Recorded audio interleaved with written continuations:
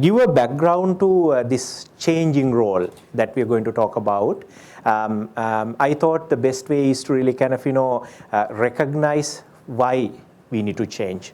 Because, I don't think any of us are willing to change if there's no motivation or a need or a pressure or a reason, right? So let's look at some of the reasons why we need to change. I extracted this in one of the common literature. If you look at the time it took for any of these implementations or innovations to grab 50 million users,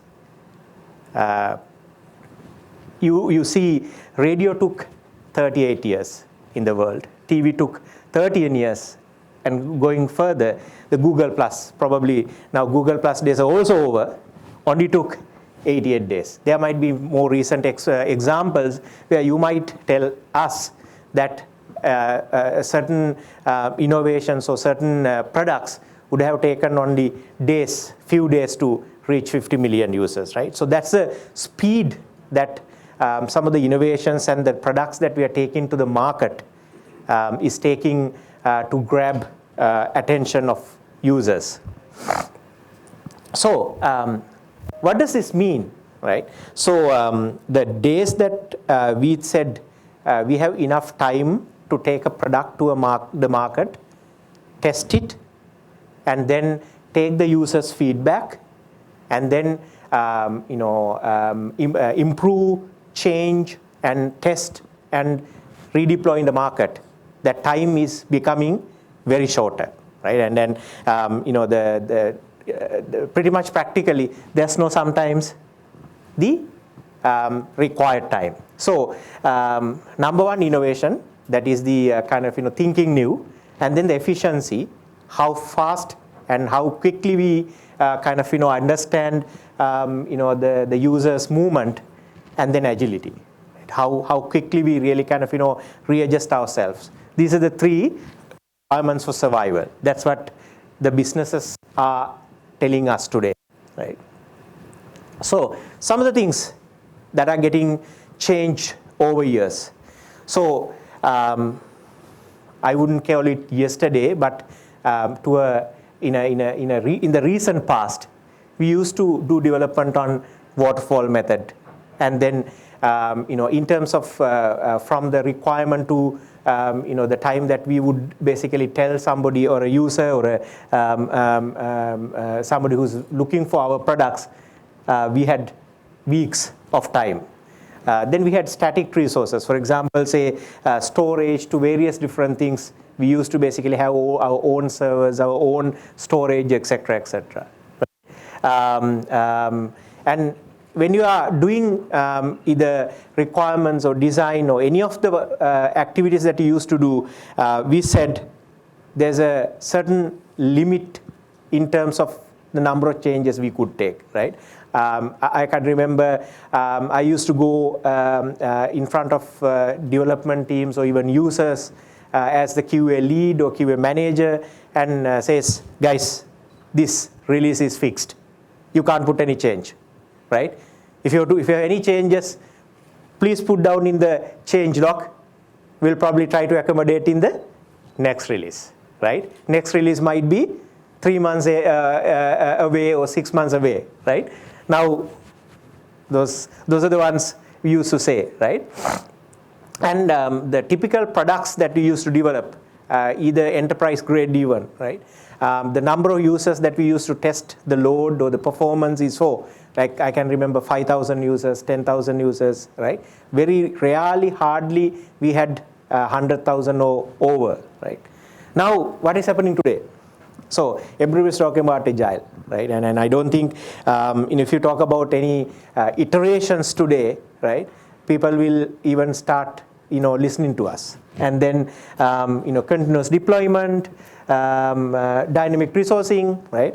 Not only the regular environment, development environment we're working on, even if you go and go to the users, and really kind of talk about on-premise deployment versus cloud, and even simple matters. One of the eye-openers to me recently, I used to store music in my iPhone and have the laptop so sync up, etc., etc. And then a couple of weeks back, I asked my son, "Can you sing some music?" Right? He said, "There's this music cloud." Right? Why do you really kind of waste your time downloading music to your laptop, whatever, right? So this gives actually the direction that the world is going. And I don't think right now we are very interested in carrying these large what you call the storage hard disk we had, right? And everything has been replaced by some of this cloud storage, etc., etc., right? And then if you look at a lot of the developments that we do, it could be a POC, or it could be even the MVP, minimum viable product, that we would do. From the very beginning, we need to think about millions of users if there is a need, because the products are not designed and developed for small groups. And from the very beginning of products, scalability, the large number of users, these are some of the key things that any product owner or any user would come up with if they are to work with us. So this is just to kind of show how we were running this show, right? I can remember some of these diagrams in some of the training sessions I've conducted to some of the new joinees, and even during the training sessions we did. So we said we have a requirements gathering phase, we said we have a design phase, we had a development phase, right? And then for each phase we had certain quality control, quality assurance activities that we had marked. We said we are going to review requirements, we are going to review design, right? So some of these things, if you really look at, very quickly, these have become irrelevant, right? If we today go and tell a project team that you guys need to wait to start your design, and you can't start the design before we complete the requirement review, they're going to laugh at us, right? Same way, any activity that we would really kind of do in a project, in a single iteration or a single sprint, if you had to really kind of put gates to each of these activities and ask people, wait till we really complete our quality control activity or testing activity, people are going to laugh, right? No, that's a reality. So this whole so-called testing life cycle that we used to run, writing a large test plan, writing a large amount of test cases, and then start testing, probably do a kind of long haul of test automation scripts, right? All are going to now have started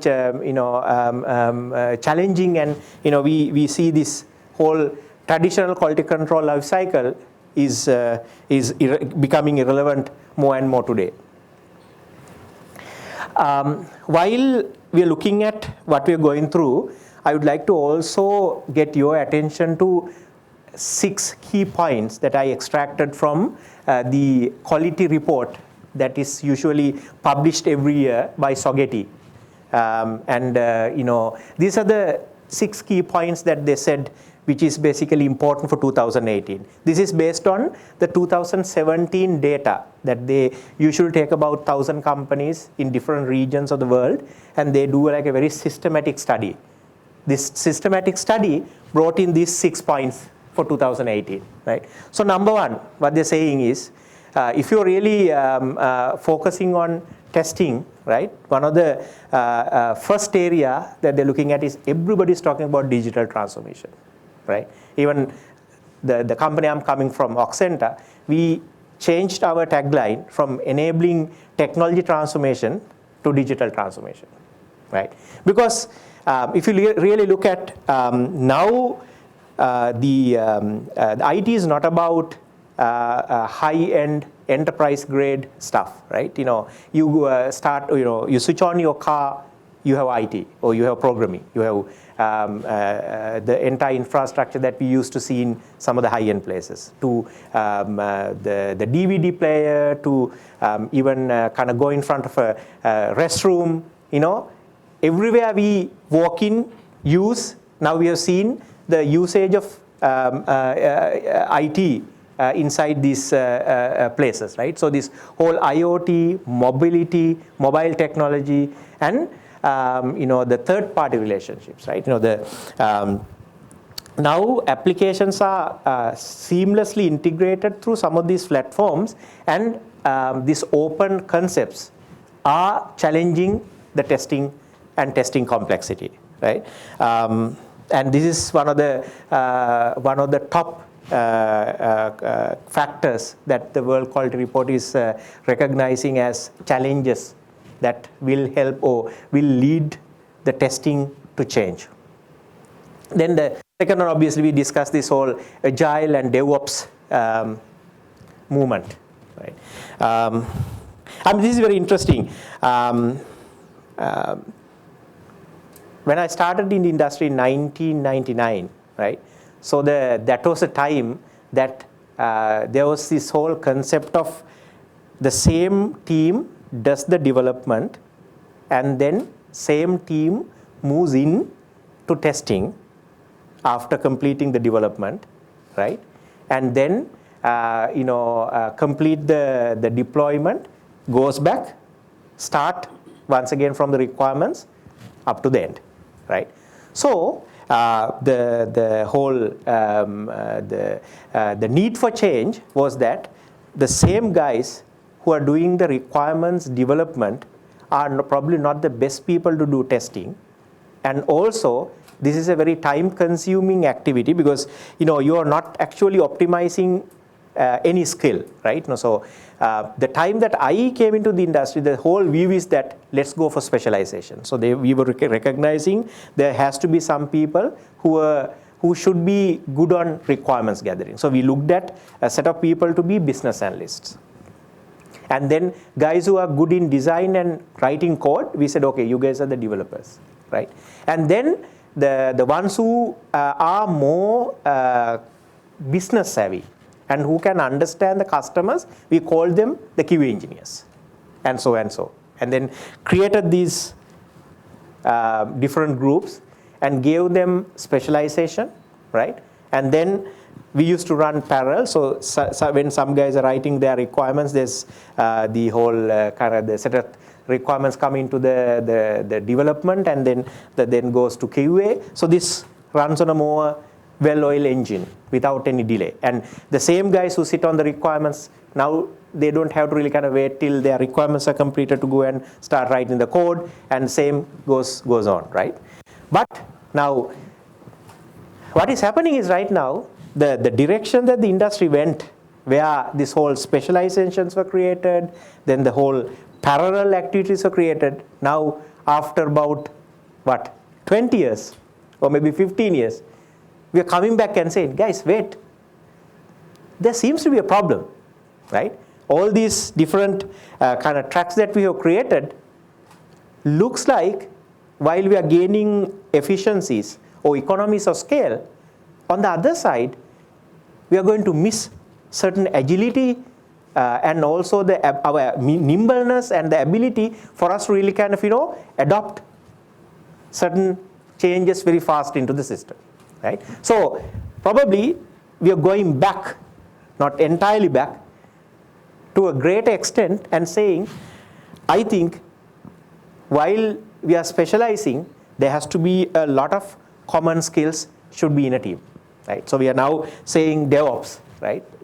So the same team comes in as developers, and then there's a transformation to the QA, and there's a bunch of people who are actually doing both together. So that's what the World Quality Report is saying. More and more, this particular movement where the DevOps and Agile practices will be used together. So this whole dedicated set of QA guys, their need will be a lot more limited in certain enterprise grade business savvy applications, there'll be a role for dedicated QA testers, but otherwise some of these small, very quickly going to market applications, they might not need even dedicated QA, right? So that's what the guys are saying. Test automation. So test automation have come a very long way, right? This has come from a time where we went and recorded some of the scripts from a UI recorder and used to play back, and then there's a lot of errors we used to manually correct, to a time where now the automation scripts have become far more smarter, far more intelligent, and cognitive. Right, so the need for more smarter test automation will become a very strong need, and anybody who is actually going to survive in QA might need to really kind of look at this area as a very important area for us to change. Industrialization. Once again, going back to the time. So we had these small QA teams who are dedicated for different projects, and each QA team had their project manager, development team, and then a testing team. Then there was this whole notion saying, why do we really keep a dedicated QA team for each project? Rather, why don't we club them together as a center of excellence? And then their time can be very efficiently used across different projects if you create a COE. So on this spirit, we went and really created departments of QA, and then multiple projects used to dump their code into this common group, and then the testing activities were done, right? And then after some time, people realized, guys, there's a middle ground. Because for certain applications, the functional specialty or the domain specialty is a key. So if you basically put a set of generalized testers who only looks at the requirements and the features, we are going to miss a big opportunity, advantage, right? So this testing center of excellence became more, there is a set of specialized teams. Actually, once again, it went back halfway through and then said, okay, guys who are doing the manual testing and the ones who are needing more domain and the application specialization, they stay with the project team. The ones who are not needing the application and the domain specialization and needing more test automation, performance testing, more technical specialty and the focus, they stay common. So I guess it went back halfway through and got adjusted. Now what they're saying is that this also need to be rethought, right? If we are really kind of keeping a testing team fully integrated with a project team, with a small development and testing team, how can we change these COE concepts also to fit into that environment, right? So these QA managers who are sitting with say hundreds of QA team members and who are really kind of managing their day-to-day tasks, right, might lose the jobs, because anymore we don't need these super duper QA managers, right? So rather now the role of the QA managers or the QA directors will be moved into more small teams, and the ones who are specialized on the process tools and all might be part of those small teams, not sitting in managing teams, right? So these are some of the things, if you really kind of read the quality report, what they're highlighting on. And test data, right? And it has very correctly mentioned, it's actually continued to be the Achilles heel, right? And I had to also look for the meaning of this term. Sorry, if you didn't get it, you're part of the same group, right? So it's actually what it says is the weakest link, right? So how does it become the weakest link? If you look at a lot of the testing activities we do, our least focus every time is to get quality test data. And I can't disagree on this fact. Throughout my career, I think we looked at, or we sometimes even overwork on getting right requirements for testing teams. We put a very high focus on getting the right test automation tools, getting the right, the skilled, etc., etc. But the amount of effort that usually any team would be putting in getting the right test data usually is always underestimated, right? So that's what they are highlighting once again. Test environment and test data will continue to be this weakest link in testing. So if we are looking at a changing role for QA or testing, we need to really look at creative ways of getting right test data for us to do testing. And then finally, QA and testing budgets. So what happens is,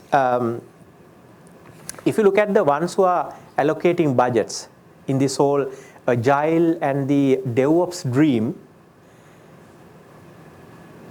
the decision makers will always try to live in the future on their budgets, but try to deal with the present, right? So what will happen is that the QA and the testing budgets will be further cut. And that way, decision makers will try to force DevOps and Agile into the environment, and the lack of budgets for QA and testing, it will be a very challenging thing, because any transformation, if you look at the gurus who preach on the change, right? The first factor for a change is having catastrophe, or having urgency, or a disaster, right? So a lot of the decision makers will think creating a disaster at this point for QA teams will force them to change, right? So budgets will be cut, salary increments will be cut, the budgets for tools and the processes will be cut, so that the decision makers will think, okay, if I don't give the right amount of budget for those guys who are running QA, so they will try to change, or there's an urgency for them to change from their traditional ways of doing testing to some of these DevOps and the Agile methodologies, right? Very unfortunate, but that's what the quality report has recognized. A lot of the people who are owning the budgets, when the questions were asked, the budget owners have said this year they're allocating less money for QA and less money for testing, right?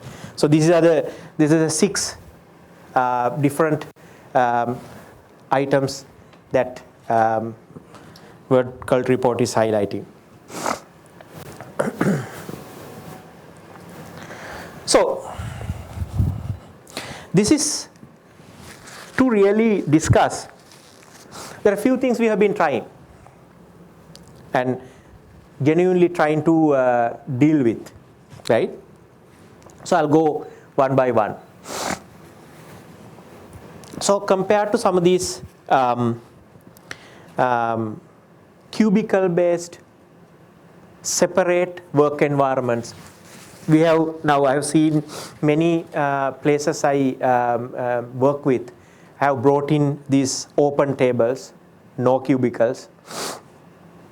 Everybody's work of environment, and there's opportunity for us to collaborate, right? And now there are no anymore QA teams on one table and the development team was on one table. Everybody sitting same table, right?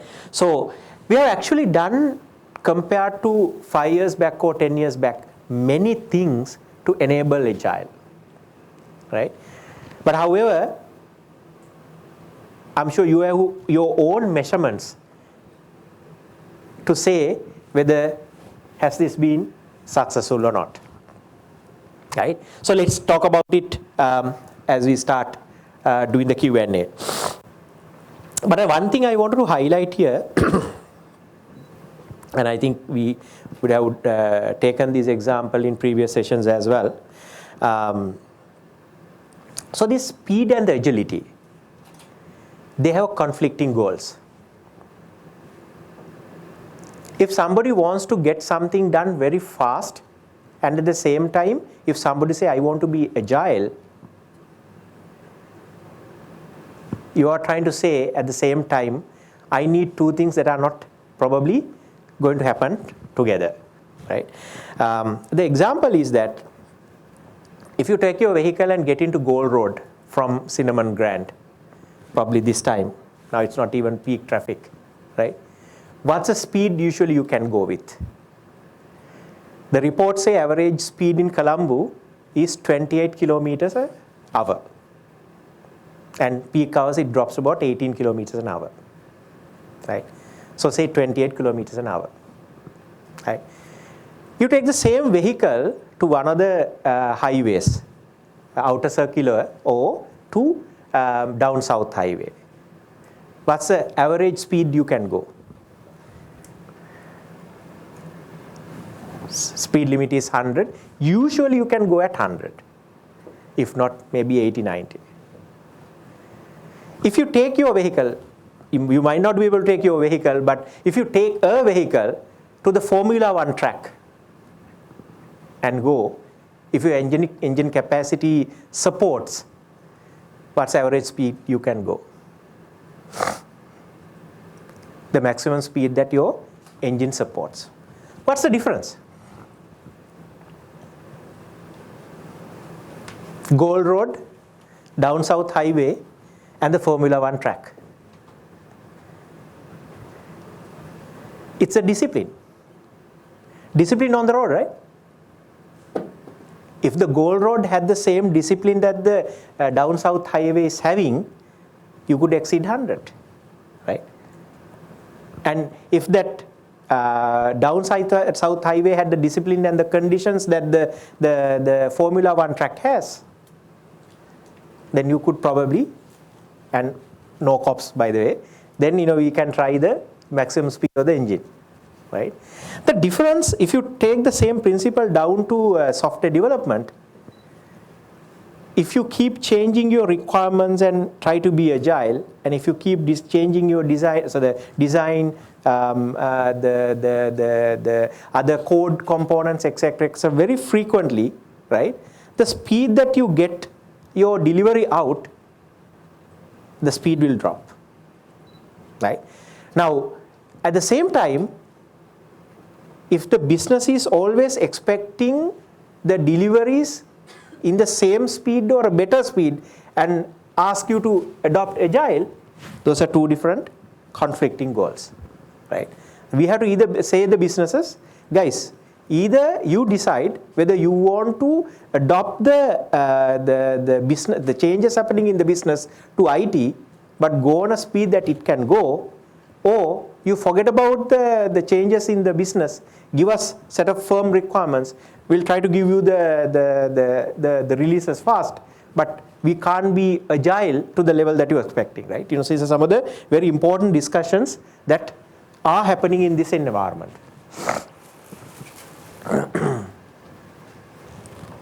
So the other thing we have been trying is that,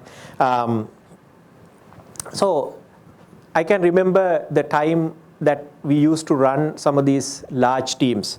We were celebrating for some of the customers 100 members in single team, 150 members in single team. I can remember I think BMICH, one of the rooms, we celebrated 250 in a one project team, right? 2005, 2007, we were celebrating 250 team members in a one single development team, one customer, one application, right? Now, what is happening, right? If you really look at that whole large teams, large set of requirements and long timelines have gone, right? So if you really look at, we are pretty much not different to any other field. This picture is from US Navy SEALs, and they are the ones who tried this first in Iraqi war. Created a 4-member group and then given a very small 1 or 2 day target to achieve, and then you keep building up your final target based on each 4-member team, the achievement. So if they can't go forward, you withdraw. If they can go forward, you plan the next day, etc., etc. But having the long target in the mind, right? And then the same strategy was adapted between 2006 to 2009 when this humanitarian war was done. And I think that's one of the reasons that was also successful, right? So similar to that, if you take any other industry, this is a very clear strategy that a lot of the industries have tried and been successful. So this is one thing we can think about, large and creating a 250-member large team, right? Break the entire application into small pieces, right? And there would be somebody who will look at it from the top and understand how the pieces will be integrated. But we might not be able to do 4-member, maybe like less than 10 members, right? 5 members, 6 members, 7 members. And then each team has somebody who plays a business requirement or a business analyst role, couple of developers, and maybe 1 or 2 QA. And then they take care of the need for that particular team. And there might be few people who are looking at the overarching development strategy, the QA strategy, the requirement strategy. But the final authority and the responsibility of achieving the goal lies with this small team, right? And then the success of the large team depends on each of these small teams' success, and they are given the full freedom. Now, some of the practices that we used to do with CMMI, generalizing all these templates that they were using to generalizing the practices they used to do, I think now all are getting challenged, right? Now these Navy SEALs teams that are deployed, or even some of the other industries, they are given the minimum frameworks. They are free to use their own techniques depending on the situation. And what the overarching the standard and the governance that are given to these teams are the minimum barriers. And they are given the full freedom to use the tools that they want, the processes that they think is right to use, and given the freedom to achieve the goals. So this is another important thing. So software testers to become more technical, right? I guess even if you start from the hiring, if you go to some of these engineering, science, and some of the IT courses, right? The ones who are technical, they want to do development, right? And the ones who are not so technical, right, or don't want to be technical, they usually go and vote for being in QA, right? And that's how the whole story starts, right? And then we start recruiting these, right? And the ones who are not want to be technical come into the QA track, right? And then get the process training and some of the methodology training, and then they get deployed into teams, right? And then after all, now the industry is saying, guys, you want to be technical. And how do you? Right? So this will be a challenge. But unfortunately, we can't run QA like this, right?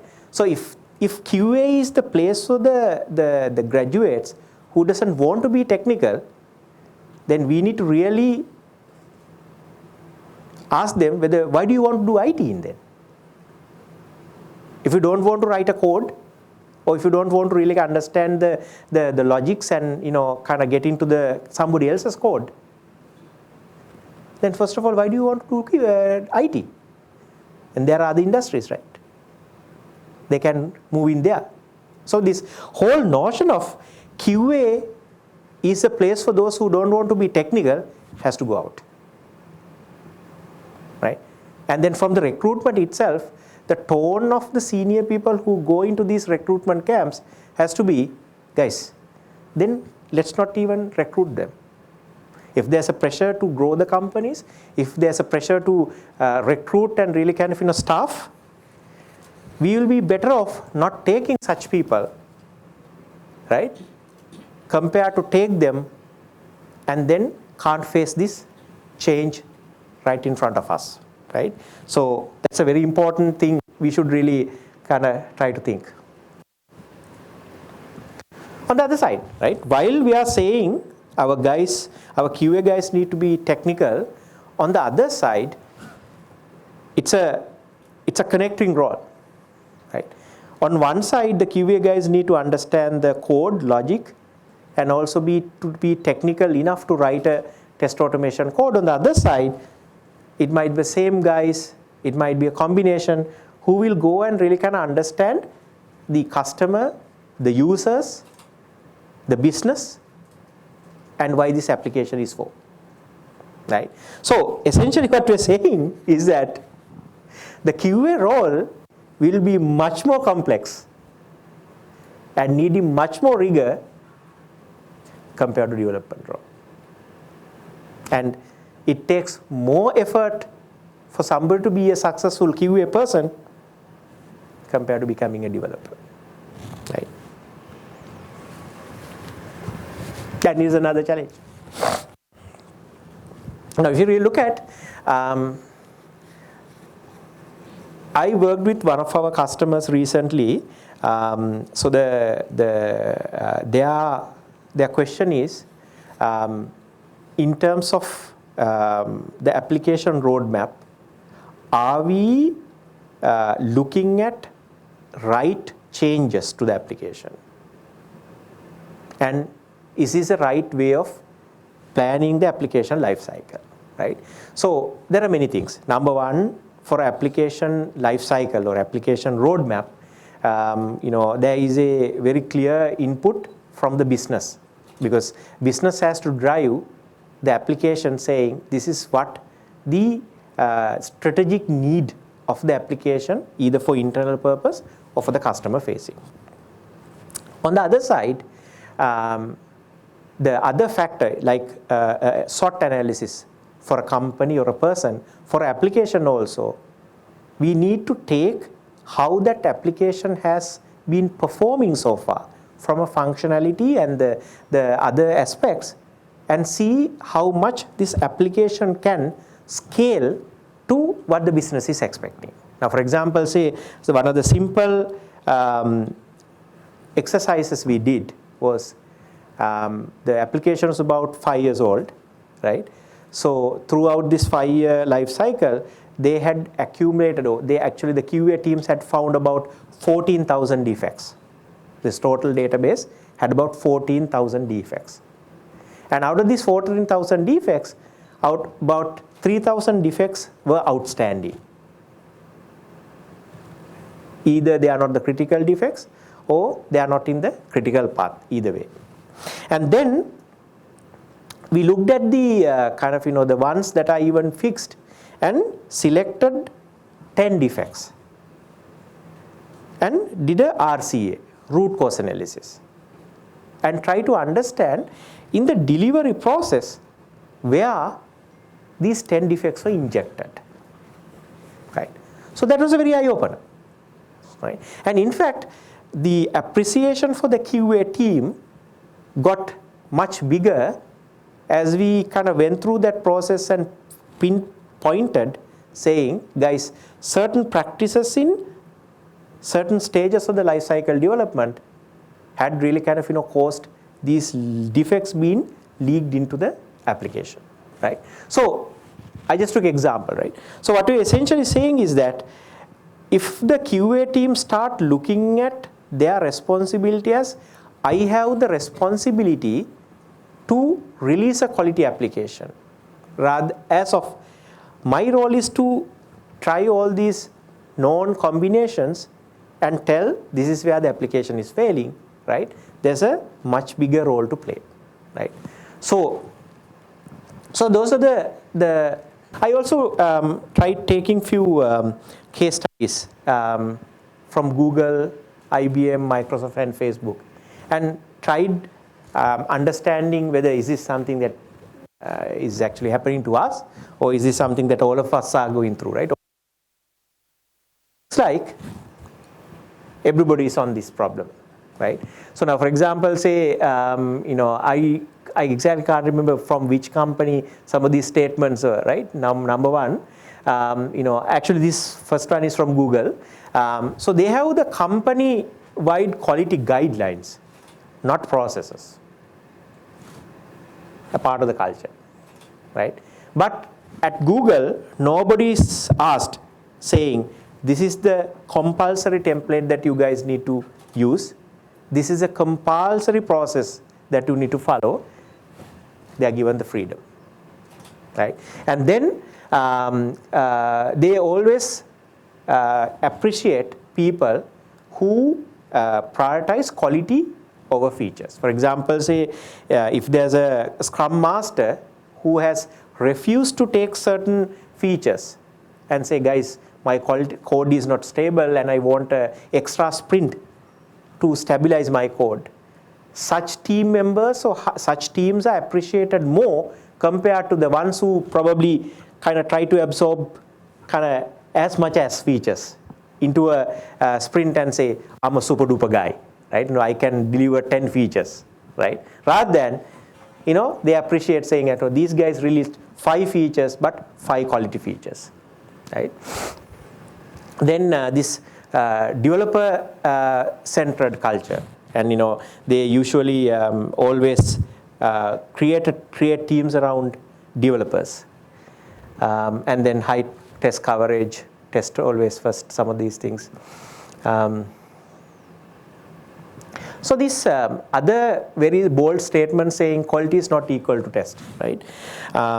So no matter how much somebody is testing, quality cannot be increased, right?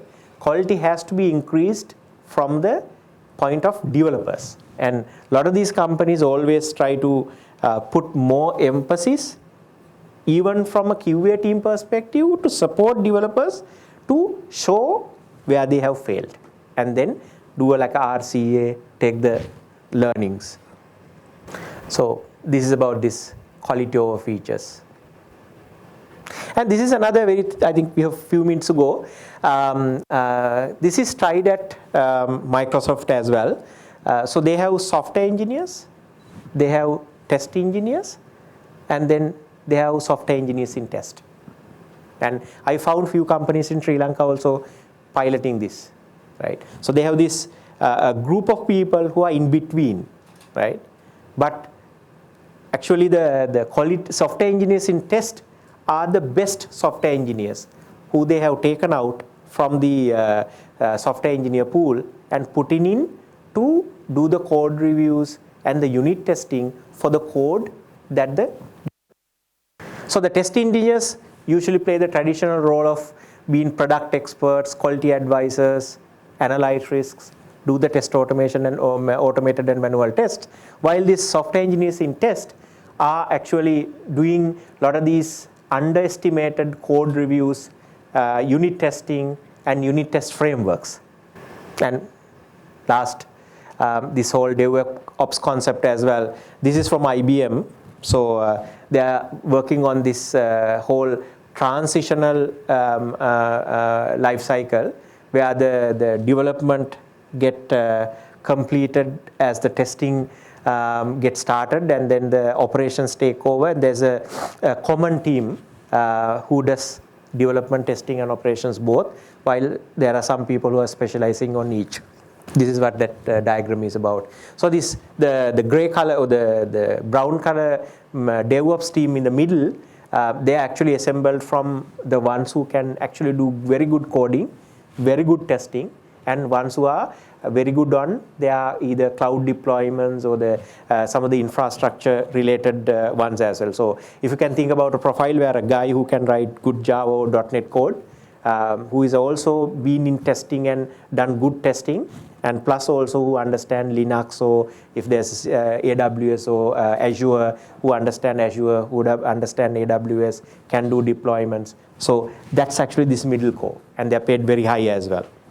Yeah, I think my take on is that as I said, we are trying to come to a middle point, right? Because if you look at the disadvantage of writing a test strategy for a 1 year long project, right? And during this year, a lot of things can change, right? What we are saying is that, no, let's not go there. Write a 20-page test strategy document and sign off from the customer and keep it as a Bible, right? Maybe rewrite a couple of page, very broad level guidelines saying that's our test strategy, and don't spend weeks to do it, right? Get together, you have your project manager or the scrum master, you have your couple of development team members, even you can get maybe like a educated user also into that one, right? Very broad level guidelines and say keep it as your test strategy. But as you go into the individual sprints, right, you may detail out some of those guidelines into next level details, right? So what we're saying is that we have to have planning, right? And I'll also bring in another aspect, and which is very interestingly, if you take the CMMI journey from level 1 to level 5, right? So we are saying level 1 is you're defining your processes, you're institutionalizing, and then level 3 is where you really have the most stubborn processes in a company. And then 4 onwards, once again, you're relaxing, right? So it's a maturity cycle, right? So for us to do Agile, first of all, everybody has to go through such a cycle where everybody need to understand the importance of processes and some of this documentation, right? So what happens is right now, without going through that, now for example, say this is like you're trying to certify at CMMI level 5 without going through 1, 2, 3, right? It's a balance. It's a balance. Yeah, so I have seen in companies that, couple of years back, there used to be in a team, dev to QA ratio used to be like 1-to-1 or close to that. But now with the Agile, as you mentioned, there are around 6 devs in a team with 1 QA guy. Sure. Is it Agile or is it just cost cutting, or what's your take on it? So that 6 factor, right, in the quality report. Let me put it this way. Couple of things, right? So we said testing is not quality, right? So we can in fact actually even go lesser number of QA people, but the proactive steps has to be taken in order to reduce the number of QAs. Now, for example, say if you're not hiring quality team members for development, and if you're not providing quality trainings, and if you're not really kind of running code reviews, unit testing, and all these things that will really kind of help us to get a code right time first, and reducing the QA team, you're suiciding, right? First of all, we need to do all those things before we take the QA team members out, right? And the other thing is, though we are saying there's only one dedicated QA member for a 6-member development team, some of the QA tasks would have been now spreaded, allocated to some of the developers as well. So it has to be context driven, right? But however, if you really look at, I will bring in some lean manufacturing concepts, right? Now if you take other industries like automotive industry or even the apparel industry, right? Anything that doesn't add value, direct value to the end product, we call it a waste, right? So now, for example, in the automotive industry, right, when a car is assembled, any operation that is not contributing the assembly is considered to be a waste, right? After 52 years fine-tuning in Toyota, they still think there's 30% of waste in the processes, right? Now, I used to work as a lean implementer in apparel for about 3 years, right?